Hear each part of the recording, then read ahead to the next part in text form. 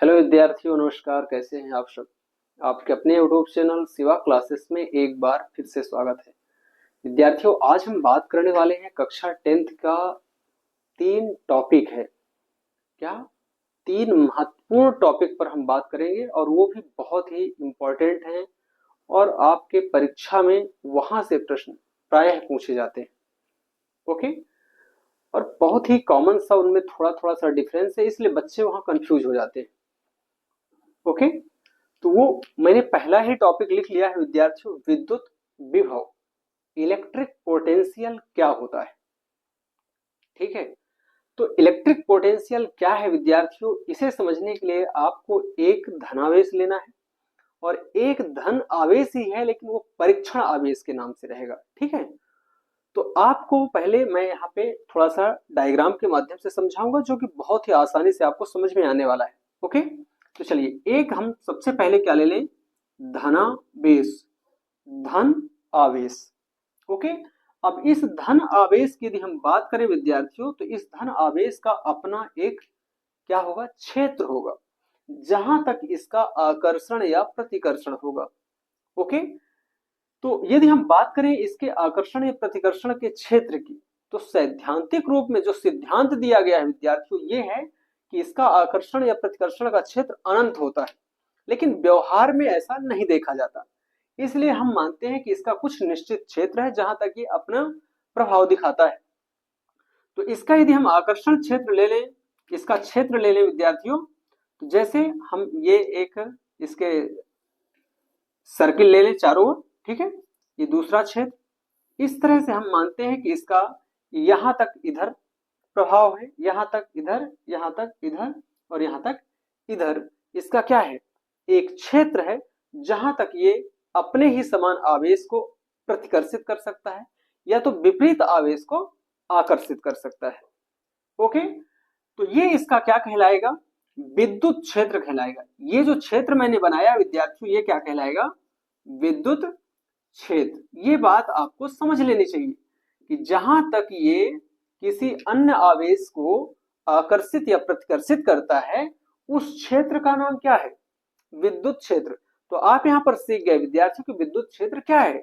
तो किसी आवेश का वह क्षेत्र जहां तक वह अपने ही समान आवेश को प्रतिकर्षित या विपरीत आवेश को आकर्षित करता है, क्या कहलाएगा, विद्युत क्षेत्र कहलाएगा। इतनी बात क्लियर। इन सब चीजों को समझते हुए हम विद्युत विभव को समझेंगे, विभवांतर को समझेंगे और विद्युत वाहक बल को समझेंगे। ओके। तो विद्युत क्षेत्र समझ में आया। अब जहां से इसका प्रभाव निरस्त है, मतलब वहां इसका कोई प्रभाव नहीं है, वो सारा क्षेत्र क्या कहलाएगा विद्यार्थियों, तो अनंत कहलाएगा। क्या कहलाएगा, अनंत।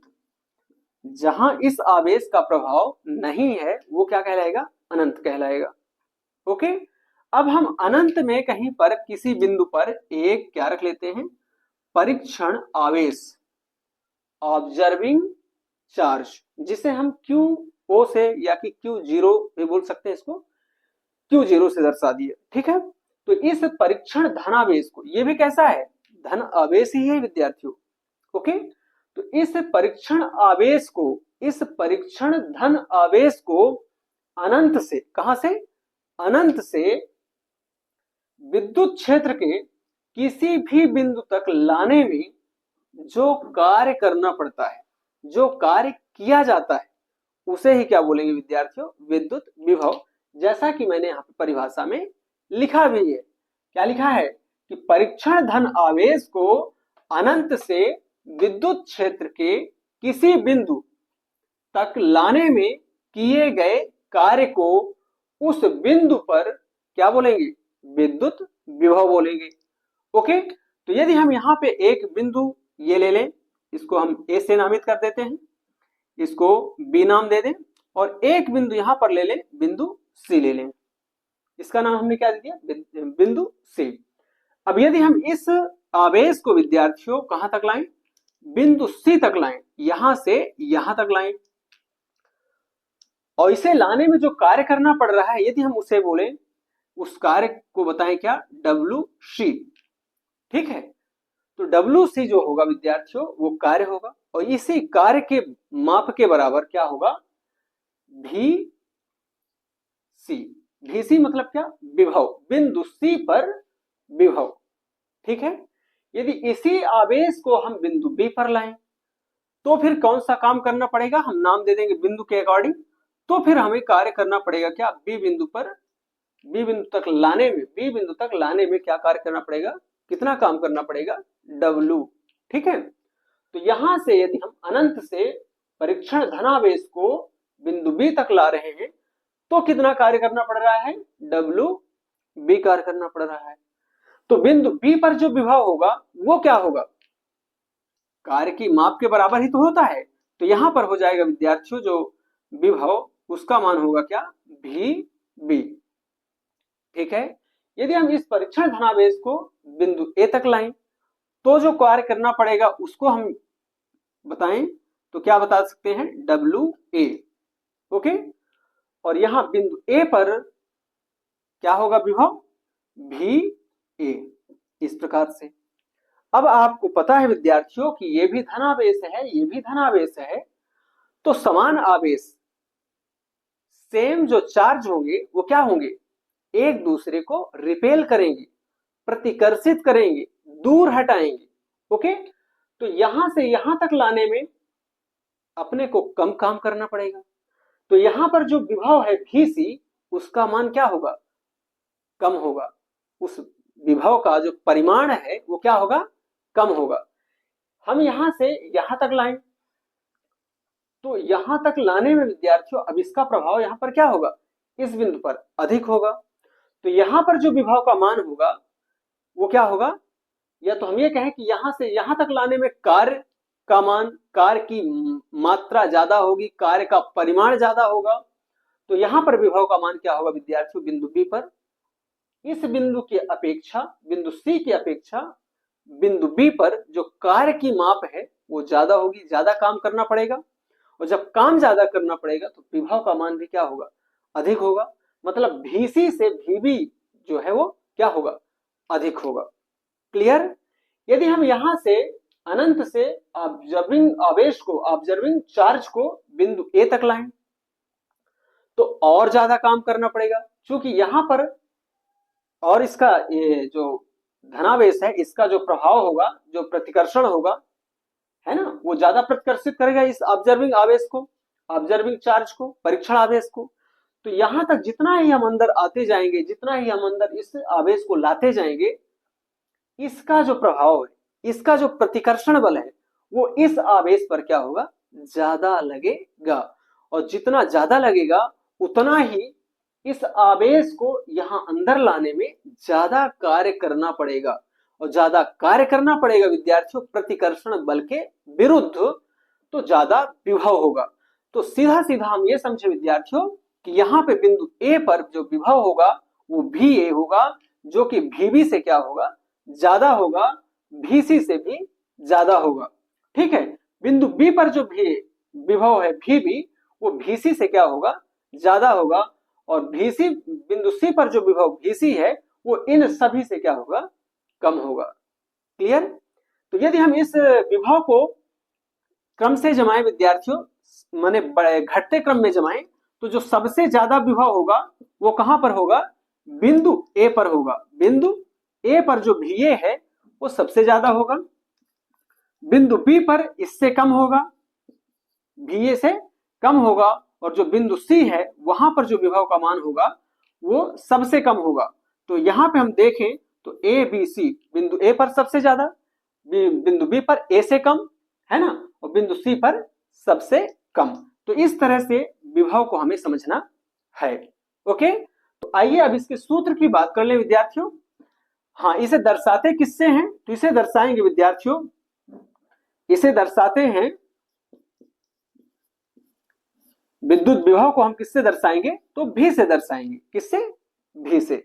ओके, और हम अब इसकी बात करें इसके मात्रक की, तो इसका मात्रक क्या होगा, पहले तो हम सूत्र की बात कर ले विद्यार्थियों। इसका सूत्र, तो सूत्र होगा V बराबर, किसे ला रहे हैं आप, आवेश को ला रहे हैं, परीक्षण धनावेश को ला रहे हैं। तो परीक्षण धनावेश को लाने में किए गए कार्य को क्या बोलेंगे, विद्युत विभव बोलेंगे। तो यहाँ पे छोटा सा एक सूत्र बन जाता है, एकांक आवेश को, एक कूलाम आवेश को, है ना, ये लाने में यदि 1 जूल कार्य करना पड़े तो जो विद्युत विभव होगा वो कितना होगा, 1 वोल्ट होगा। तो यहां से हमें एक इसका सूत्र मिल रहा है, V बराबर डब्ल्यू अपान Q0 प्लस Q0। यदि प्लस नहीं दर्शाना है तो भी कोई दिक्कत नहीं है, ओके। और अब यहीं से इसका जो मात्रक है वो भी बन जाता है विद्यार्थियों। तो कार्य का मात्रक आपको पता है जूल है, और जो आवेश का मात्रक है वो क्या है, कूलाम। क्या विद्यार्थियों, कूलाम, या कूलाम बस लिख देते हैं इस प्रकार से। तो जूल प्रति कूलाम या जूल बटे कूलाम। अब इतना बड़ा ना लिख करके हम इसको एलोसेंड्रो वोल्टा जो है एक वैज्ञानिक है, उनके सम्मान में विद्यार्थियों इसका जो मात्रक है हम क्या बताते हैं, बोल्ट बताते हैं। क्या लिखते हैं विद्यार्थियों, तो बोल्ट। तो यहां पर आपको याद रखना है कि इसका जो मात्रक है वो क्या है, बोल्ट याद रखना है। ये आप याद रखने की जरूरत आपको नहीं है, ओके।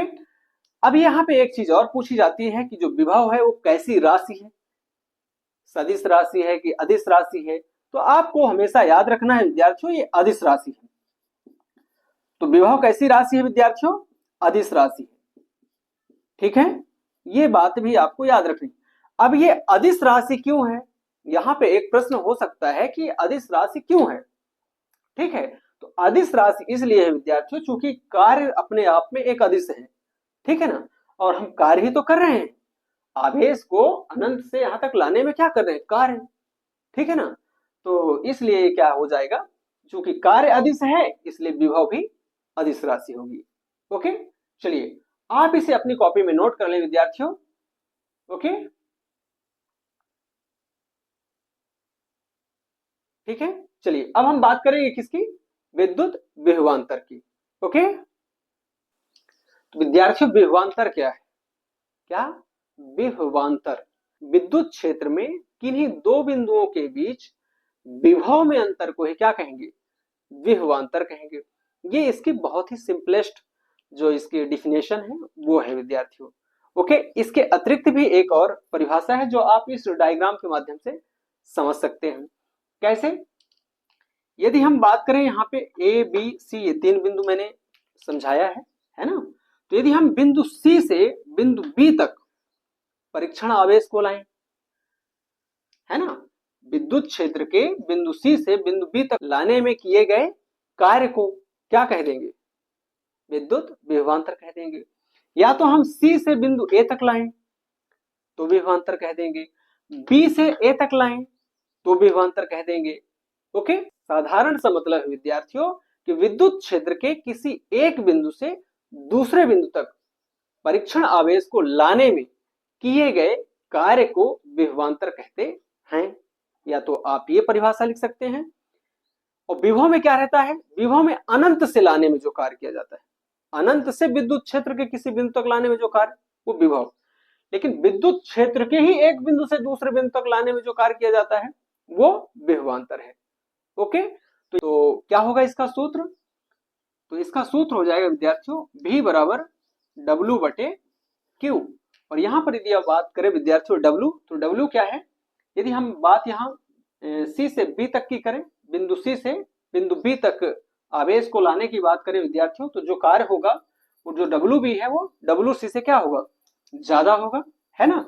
तो यहाँ पे आ जाएगा क्या, जो W है वो WB माइनस WC, मतलब इन दोनों का अंतर W के बराबर होगा, तो बटे में आ जाएगा ये Q।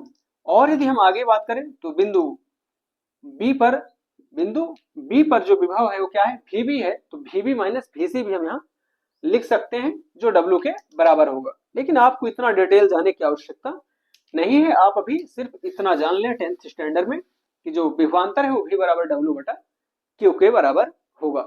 और यहाँ पर भी इसका जो मात्रक आएगा वो क्या आएगा, बोल्ट, ठीक है। मात्रक क्या होगा, बोल्ट होगा, ओके। और ये भी कैसी राशि है, तो विभवांतर भी अदिश राशि है, ये आपको समझ लेना है, ओके। अब ये क्यों अदिश है, चूंकि विभवांतर में भी यदि हम देखें तो यहाँ भी कार्य हो रहा है, और कार्य चूंकि अदिश राशि है इसलिए ये भी अदिश राशि है। ठीक है, चलिए इसे भी आप अपनी कॉपी में नोट कर लें। ओके, अब हम बात करेंगे विद्युत वाहक बल की। विद्यार्थियों, यहाँ पर हमने विद्युत वाहक बल, जिसे हम इलेक्ट्रोमोटिव फोर्स बोलते हैं, ठीक है, उसकी परिभाषा भी लिख लिया है। और परिभाषा कुछ खास नहीं है विद्यार्थियों, इसके शब्द में ही इसका आंसर छिपा है। इलेक्ट्रोमोटिव फोर्स, इलेक्ट्रो का मतलब क्या, इलेक्ट्रॉन, मोटिव का मतलब क्या, मोशन करा देना, गति कराने वाला, फोर्स, फोर्स मतलब बल। तो चालक में या परिपथ में या इलेक्ट्रिक सर्किट में इलेक्ट्रॉन को एक पूरा चक्कर लगाने में, एक पूरा चक्कर लगाने में सेल द्वारा दी गई, सेल द्वारा प्रदत्त की गई, सेल द्वारा प्रोवाइड कराई गई ऊर्जा को ही क्या कह देंगे, इलेक्ट्रोमोटिव फोर्स कह देंगे। तो विद्युत वाहक बल क्या है? विद्युत वाहक बल क्या है विद्यार्थियों? तो किसी परिपथ में, किसी इलेक्ट्रिक सर्किट में सेल द्वारा या ट्रांसफार्मर द्वारा या जनरेटर द्वारा प्रदान की गई, प्रदान की गई ऊर्जा को, प्रदान की गई ऊर्जा को ही हम क्या बोलेंगे विद्यार्थियों, इलेक्ट्रोमोटिव फोर्स, विद्युत वाहक बल। जो विद्युत को बहा दे, विद्युत को बहा दे, परिपथ में चला दे, उसी बल को ही क्या बोलेंगे, इलेक्ट्रोमोटिव फोर्स बोलेंगे। ओके, तो इसका भी सूत्र क्या है उसे भी मैं लिख देता हूं। इसका जो कॉमन सूत्र है वो सेम विभव और विभवांतर की तरह है, और इसे दर्शाते हैं विद्यार्थियों ई से। तो ई बराबर क्या आ जाएगा यहाँ पे, W/Q। ओके, ये आ जाएगा। लेकिन आंतरिक प्रतिरोध की स्थिति में इसका जो सूत्र है वो बनता है विद्यार्थियों ई बराबर V+IR। तो इसके लिए आपको ये दोनों सूत्र याद रखने चाहिए। ओके, और यदि यहाँ पे हम इसको और आगे डेराइव करें विद्यार्थियों, तो इसका एक और सूत्र निकल के आपको मिल जाएगा, V बराबर ओम के नियम से यहाँ पे आ जाएगा RI, और ये IR इधर है ही, तो यहाँ से I को यदि हम कॉमन ले लेते हैं तो यहाँ पे बन जाएगा क्या आपका, E बराबर I दोनों तरफ से है, दोनों पक्ष में है तो I कॉमन, तो यहाँ पे आ जाएगा क्या, R प्लस स्मॉल r, ये। तो इसका ये तीसरा सूत्र भी आपके सामने आ गया। तो इस तरह से यदि आप सूत्र देखें तो आपको समझ आना चाहिए विद्यार्थियों कि विद्युत वाहक बल का सूत्र है। ओके, तो आपको ये वाला और ये वाला सूत्र विशेष रूप से याद रखने की जरूरत है। मान लेते हैं कभी ऑप्शनल क्वेश्चन में ये आ जाए तो आपके लिए ये काम आ जाएगा। ओके, अब इसका भी जो मात्रक है वो क्या है विद्यार्थियों, तो इसका भी मात्रक है विद्यार्थियों वोल्ट ही है, जैसा कि विभव में और विभवांतर में हमने देखा था वोल्ट। और ये भी कैसी राशि है, तो ये अदिश राशि है, ये भी अदिश राशि है, विद्युत वाहक बल भी अदिश राशि है। ओके, अब ये क्यों अदिश राशि है, क्योंकि यहाँ पे आपने देखा कि सेल द्वारा ऊर्जा प्रदान की जाती है, क्या, ऊर्जा, ठीक है ना।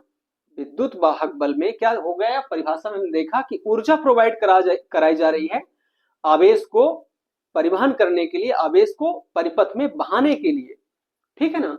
तो ऊर्जा अपने आप में, ऊर्जा क्या है, अदिश राशि है।